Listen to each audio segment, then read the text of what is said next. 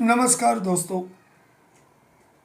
आपका गोकुलेश्वराज broadcast YouTube channel में स्वागत करता हूं। हम पिछले 2 एपिसोड से श्रीमद् भगवद गीता के विविध अध्यायों के श्लोकों की विस्तार से चर्चा कर रहे हैं। तो आज हम उसी श्रृंखला में तीसरे श्लोक को विस्तार से समझने की कोशिश करेंगे। दोस्तों, इस श्लोक में राजा दुर्योधन अपने गुरु द्रोणाचार्य के पास जाकर पांडवों की सेना की तरफ संकेत करते हुए कुछ कहते हैं और उसमें वो उनको उकसाने की कोशिश कर रहे हैं। समझते हैं दोस्तों। श्लोक 3, प्रथम अध्याय। पश्यैतां पाण्डुपुत्राणाम् आचार्य महतीं चमुं व्यूढं द्रुपदपुत्रेण तव शिष्येण धीमता।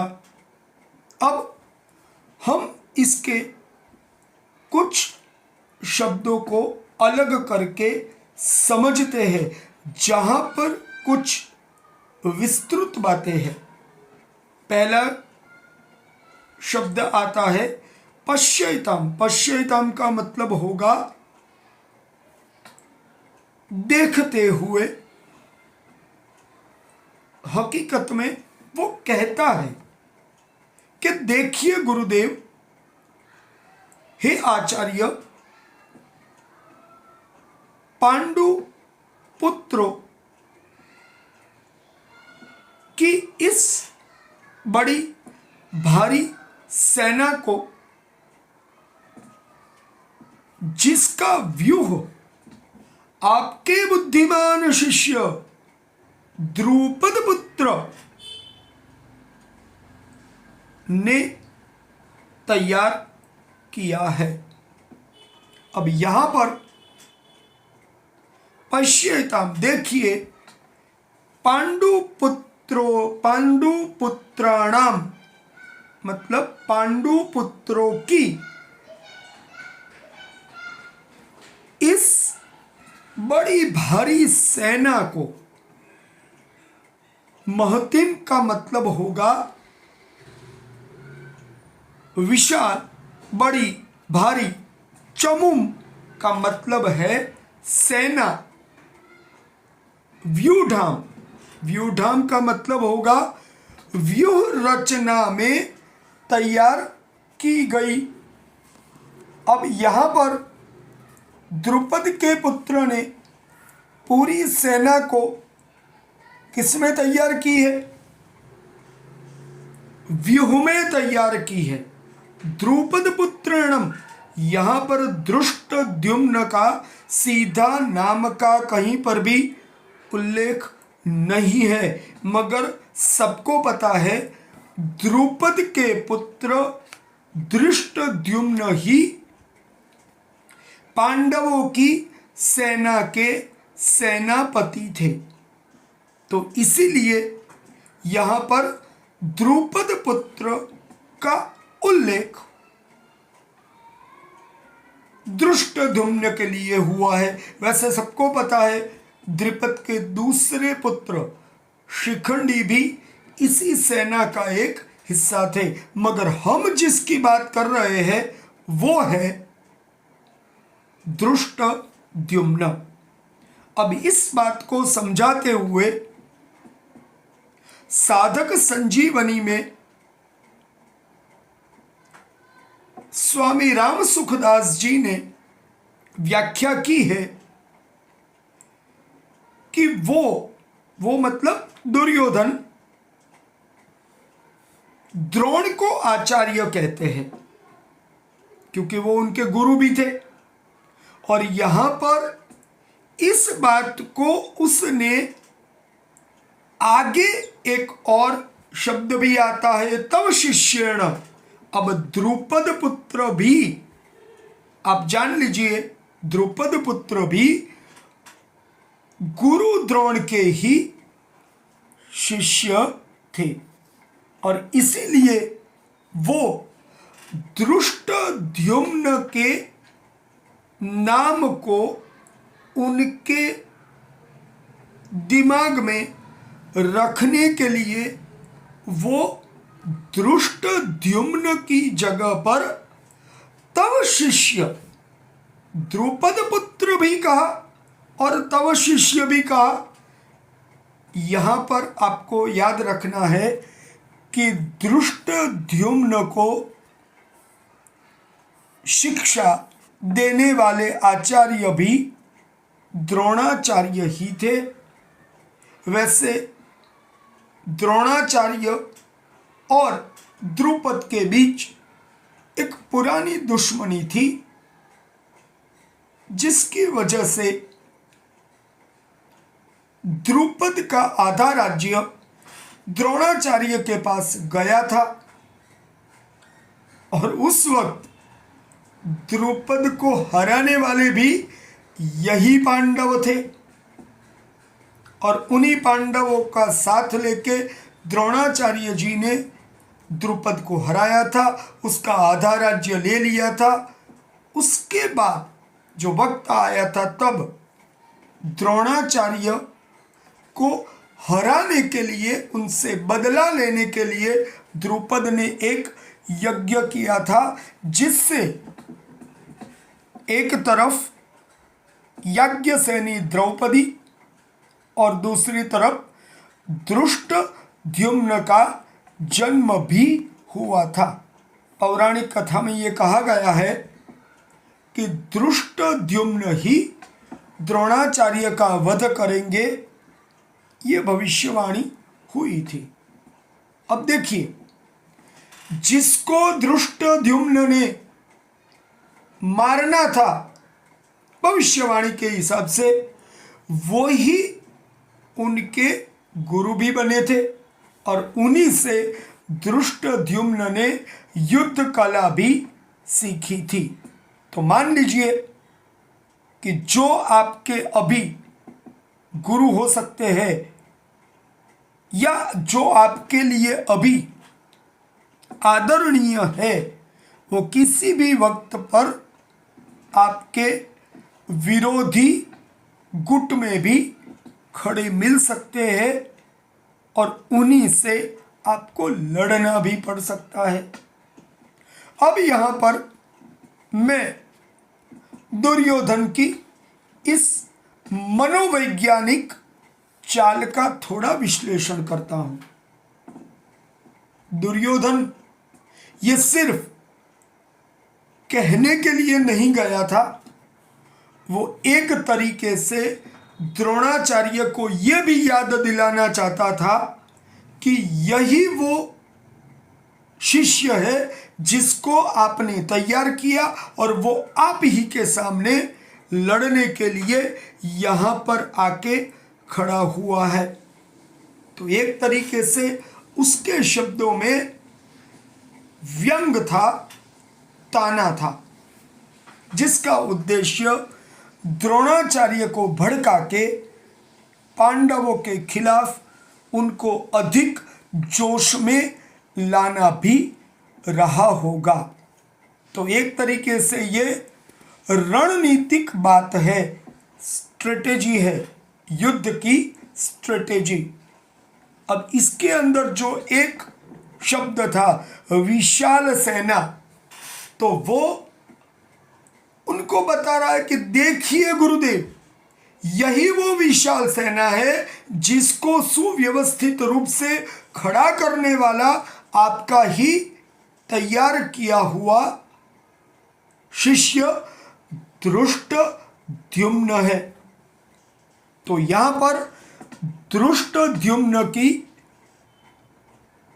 रणनीतिक कुशलता भी नजर आती है और वो रणनीतिक कुशलता और रणनीतिक स्ट्रेटेजी हकीकत में ये उनकी वॉर स्ट्रेटेजी थी, युद्ध रणनीति थी, उसकी तरफ दुर्योधन इशारा कर रहा है।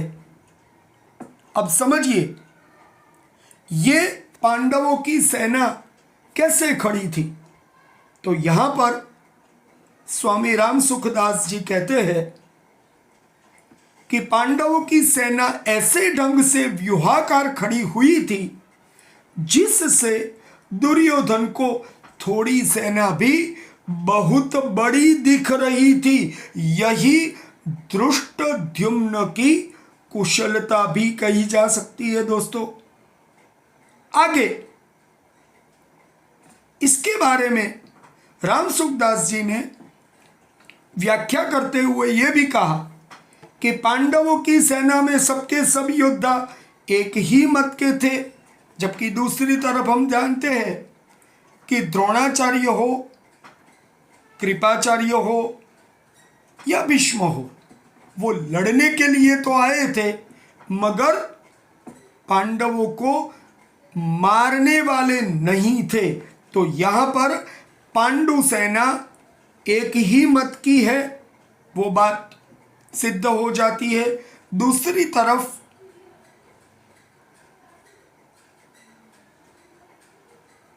दुर्योधन की सेना एक मत नहीं है, ये बात भी समझ आती है। और ऐसी सेना को दिखाकर दुर्योधन द्रोणाचार्य से कहना चाहता है कि युद्ध के समय पर आप इस सेना को छोटी या सामान्य मत समझिए।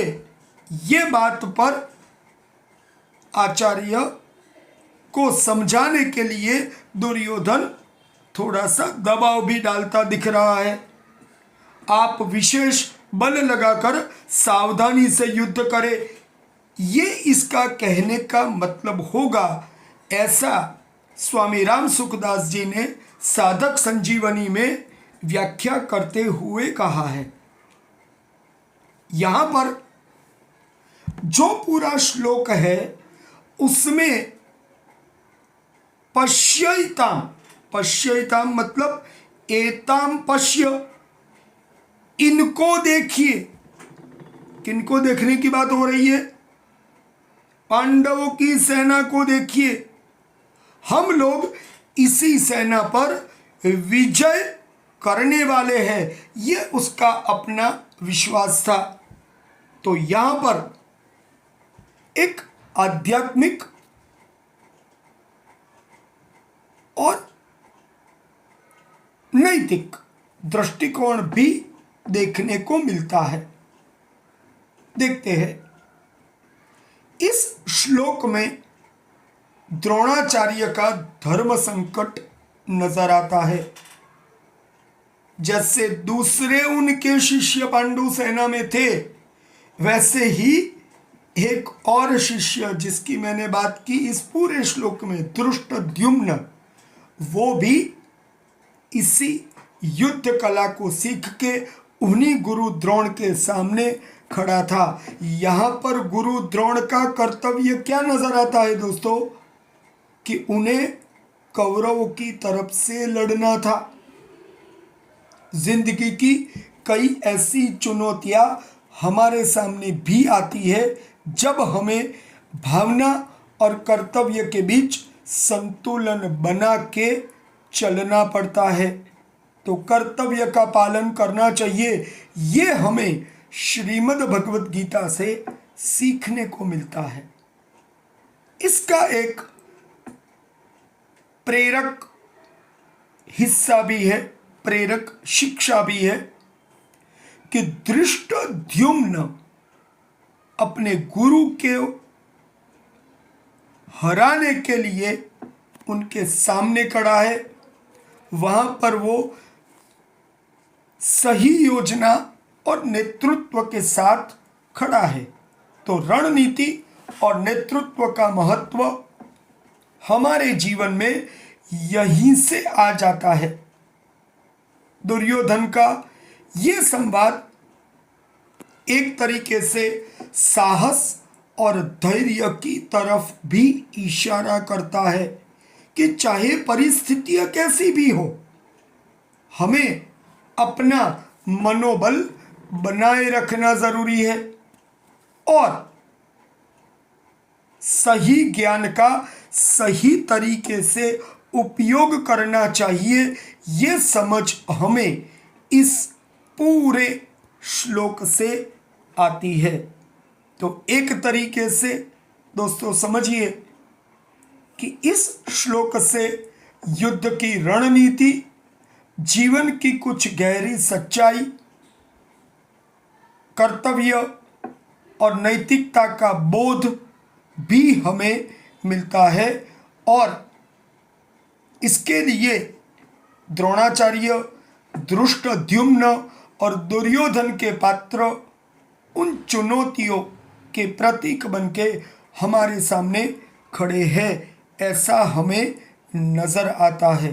तो दोस्तों, इस तीसरे श्लोक का विस्तृत विश्लेषण पूरा करते हुए हमारी एक परंपरा के अनुरूप फिर से इस श्लोक को पढ़ के उसका भावार्थ याद करते हैं। पश्यैतां पाण्डुपुत्राणामाचार्य महतीं चमुं व्यूढां द्रुपदपुत्रेण तव शिष्येण धीमता। पश्यैतां पाण्डुपुत्राणामाचार्य महतीं चमुं व्यूढां द्रुपदपुत्रेण तव शिष्येण धीमता। इसका मतलब क्या हुआ दोस्तों? हे आचार्य, आपके बुद्धिमान शिष्य द्रुपद पुत्र धृष्टद्युम्न के द्वारा व्यूह रचना से तैयार की गई, खड़ी की गई पांडवों की इस भारी और बड़ी सेना को आप देखिए। नमस्कार दोस्तों, जय श्री कृष्ण।